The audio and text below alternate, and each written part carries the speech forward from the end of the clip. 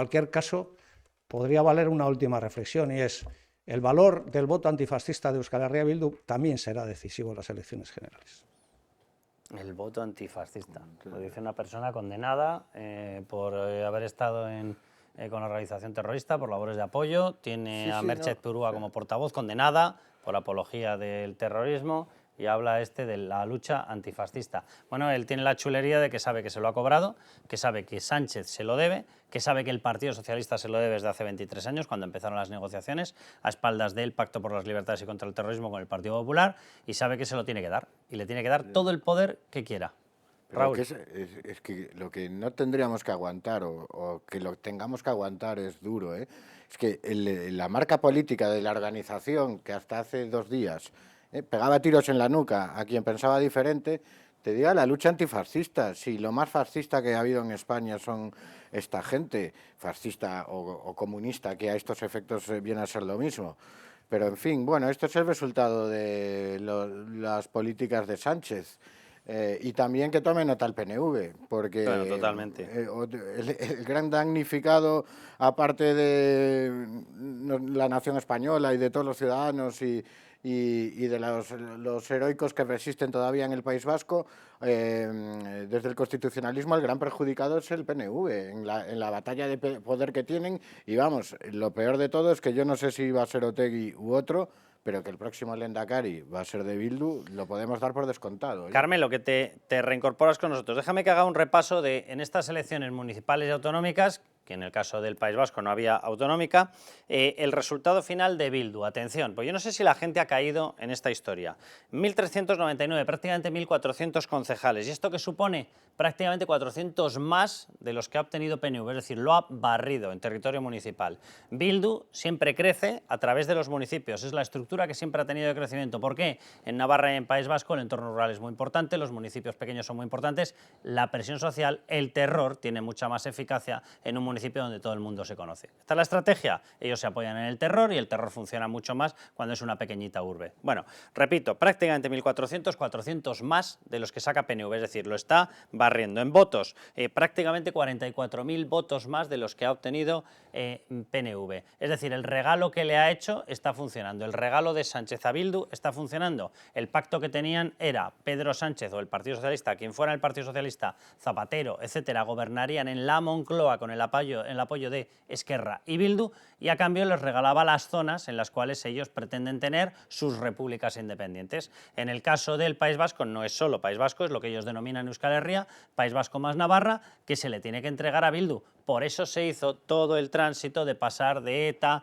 a Sortu, de Sortu a Bildu, etcétera. Por eso se hizo Batasuna, la reconversión en Bildu. Se hizo por eso, para que gobernara, para que tuviera poder, no para que entrara, no para blanquearlo. No es verdad. El blanqueamiento es una fase intermedia, es una fase inicial, no es el fin. El fin es el control de eso. Y en Cataluña exactamente lo mismo con Esquerra. Por eso está indultada la cúpula, por eso se han rebajado las penas por malversación, porque les tienen que blanquear la estructura de poder, no el nombre. Ellos dan por hecho que son superiores morales a todos nosotros. Ellos no quieren ningún blanqueamiento, no se sienten necesitados de nada de eso. Bueno, pues está funcionando evidentemente en el País Vasco y en Navarra con Bildu. Carmelo. No se sienten necesitados de blanquearse porque efectivamente se creen superiores moralmente, y la prueba es que no solo son el partido de ETA, sino que los llevan en las listas, es decir, no puede ser más claro.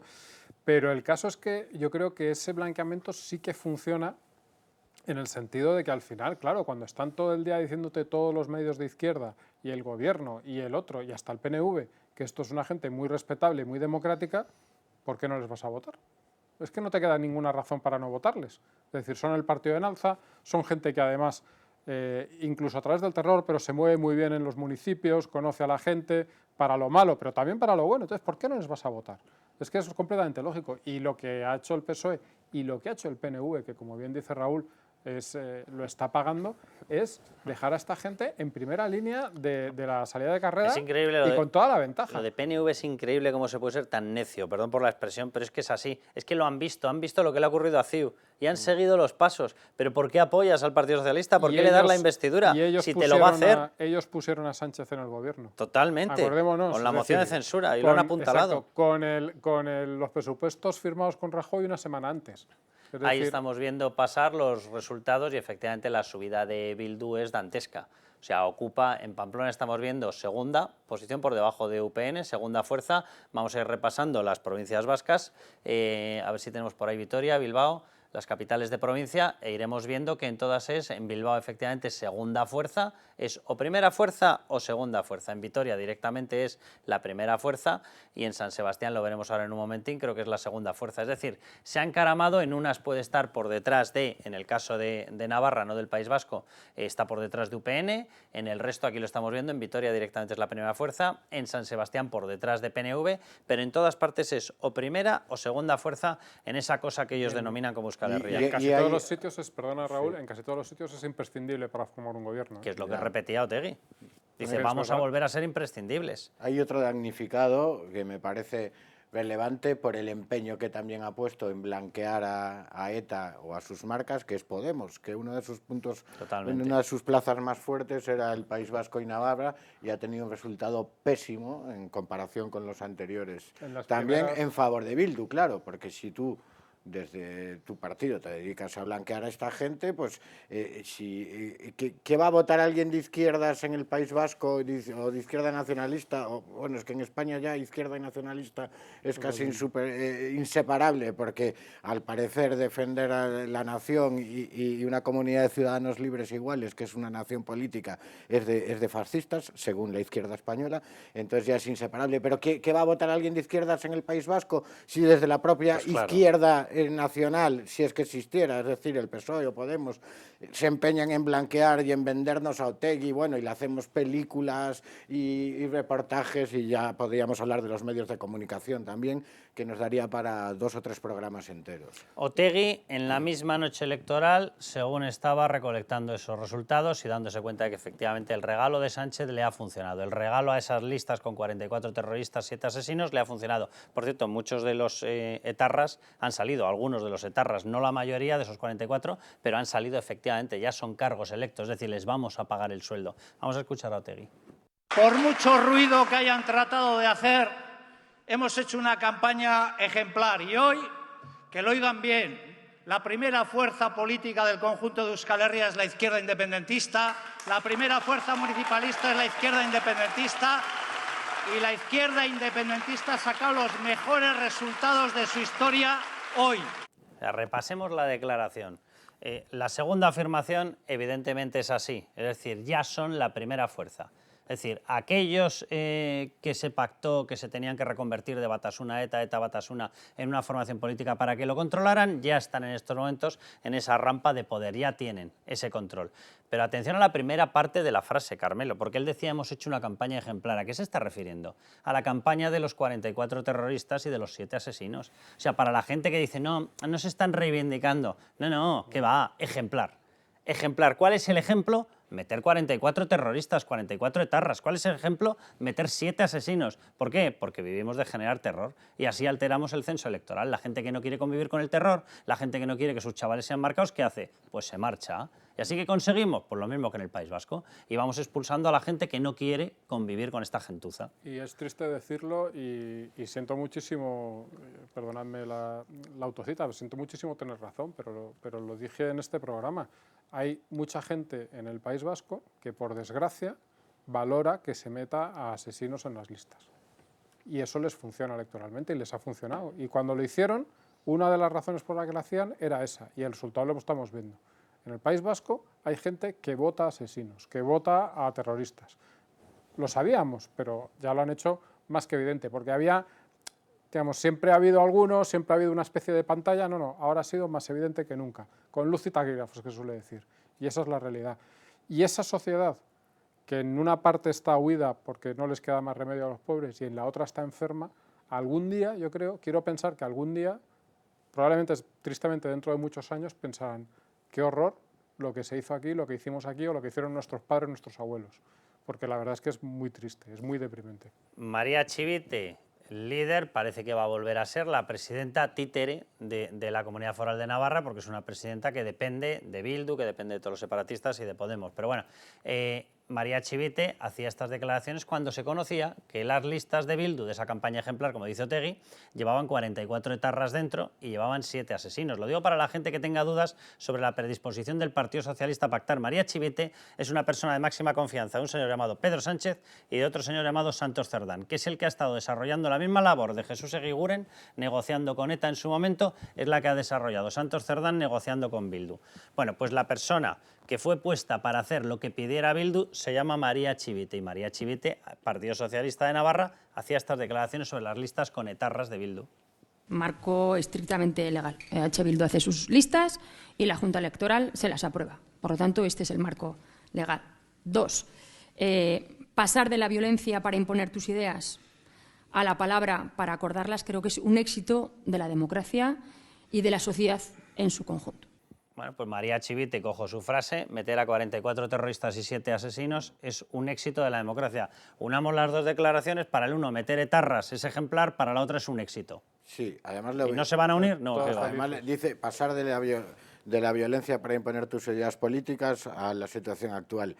Y entonces, ¿por qué ponen en unas listas electorales a unos tipos cuya único mérito es la violencia? Sino para ejercer esa violencia todavía.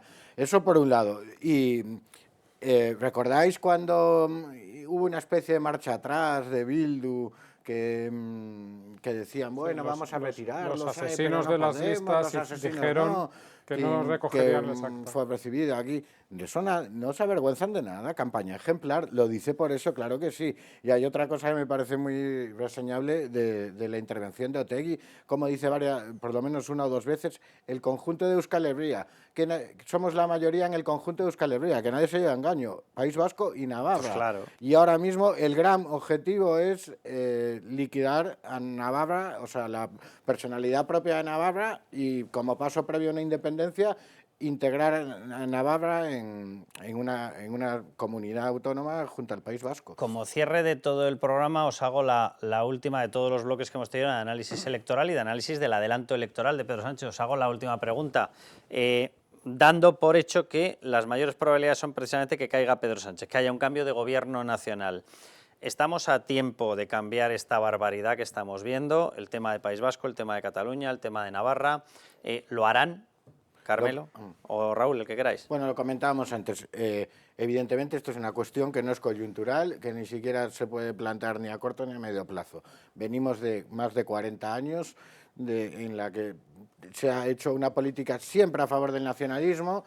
Ha habido un clima cultural en el que la defensa de España, del patriotismo, de los valores constitucionales se ha identificado con lo facha, con el fascismo. La propia derecha ha interiorizado eso. Es increíble, entonces, se ha identificado. Ahora, lo que hay la que defensa hacer, constitucional se ha identificado con franquismo. Entonces, hay que ser cafre, o sea, perdón por la expresión. Esto no es una cuestión de cálculos electorales ni de pensar en 2 o 3 años vista, sino de una cuestión muy a largo plazo. Si venimos de 40 años así, a lo mejor necesitamos otros 40 años. Hablo del País Vasco, de Navarra y de Cataluña también. Y como decía antes, lo primero, por ejemplo, Baleares y Comunidad Valenciana, que cambian de signo, garantizar que todo el mundo pueda estudiar en español ahí. Porque lo que pasa en Valencia, en Baleares, en Galicia, también influye en Cataluña y en el País Vasco. Hasta ahora está influyendo en el sentido contrario. Todo lo que es nacionalista lo estamos importando o sacando o copiando en otras regiones de Cataluña y el País Vasco. Lo que hay que hacer es empujar en el otro sentido. Y ahora, mira, ya tiene poder el PP en varias comunidades bilingües. La lengua es importantísima en esto. Pues invito a Feijóo a que tome nota y se deje de bilingüismos cordiales y tonterías, que esas tonterías es lo que ha venido alimentando todo, y que tengamos este problema que evidentemente a corto plazo es muy difícil verle una solución. ¿Se hará, Carmelo? A corto plazo no tiene solución y a largo plazo es una tarea de décadas. Yo quiero pensar que esta es una buena oportunidad, o ahora va a ser una buena oportunidad para empezar, pero no estoy muy confiado. Lo que pasa es que sí que es cierto que los problemas están llegando, o sea, la degeneración política e incluso social de esos territorios está llegando a tal punto que puede ser que ya no nos quede otra alternativa que empezar la batalla, entiéndase esto en el contexto del que estamos hablando, político, social, incluso educativo, empezar la batalla en serio. Es decir, no nos quedan muchas más oportunidades. El próximo Lehendakari, como ha dicho Raúl, probablemente será de Bildu. en Navarra ya están mandando. Eso está claro. El pacto, incomodísimo pacto para Sánchez de crear unas elecciones, pero no hay prácticamente otra forma de que se pueda gobernar Navarra. Entonces, la situación está ya tan mal, han llegado tan lejos en todos los sentidos, no solo el sentido del poder, no solo porque Bildu sea efectivamente la primera fuerza de esas dos regiones, sino que la situación es tan mala en tantos sentidos que realmente hay que empezar a tomárselo muy en serio. Y la historia nos enseña que cuando la gente se toma en serio ciertas cosas, se pueden vencer cosas que parecían invencibles, ¿no? Hay muchos ejemplos y yo creo que bueno, tenemos que tener un poco esa esperanza de que aunque en este momento parecen territorios perdidos, territorios completamente comanche, alguna esperanza hay, pero si la sociedad no se lo toma en serio, si los dos partidos de la derecha no se lo toman en serio y si el PSOE no cambia, no habrá nada que hacer. Bueno, pues lo dejamos por aquí por el momento. Bueno, muchísimas gracias a los dos y con este panorama nos vamos a unas elecciones generales. Dios bendito, a ver si este señor se marcha. 2 meses desde luego se nos queda, a ver si después se marcha y a poder ser lo más lejos posible. Nos marchamos nosotros también. Hasta el próximo programa, hasta entonces ya saben, a levantar España.